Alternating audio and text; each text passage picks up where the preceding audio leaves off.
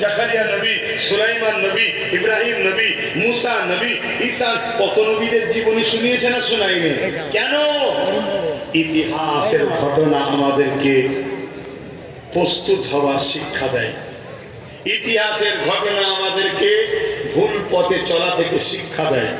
ইতিহাসের ঘটনা আমাদের ঘরে জালিমকে চিনার রাস্তা দেখায়।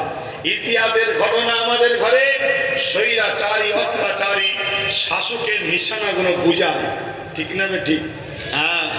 তো ভাইয়ের আমার নবী পাক সাল্লাল্লাহু আলাইহি ওয়াসাল্লাম কে মহব্বত করার জন্য, আল্লাহর পক্ষে থাকার জন্য চেঙ্গিস খান একটার পর একটা মুন্ডু ছেদ করছে আলেমদের। প্রথম কাতার হয়ে গেল আল্লাহ পাকের এই বুজুর্গ উলামাটা বয়স্ক, দ্বিতীয় কাতারের উলামাদের মুন্ডু ছেদ করে দাও।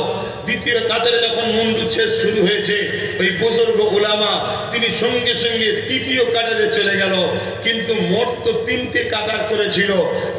দ্বিতীয় কাতারে যখন সব মুন্ডু ছেদ হয়ে গেল, চেঙ্গিস খান আগিয়ে এসে ওই বুজুর্গকে বলছে,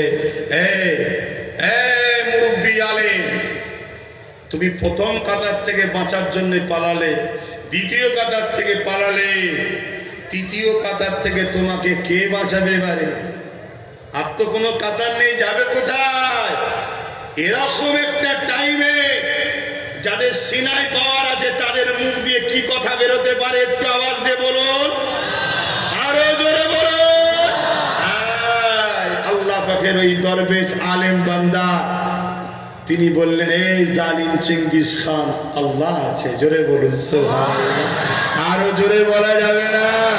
একটু বলুন না আল্লাহু আকবার।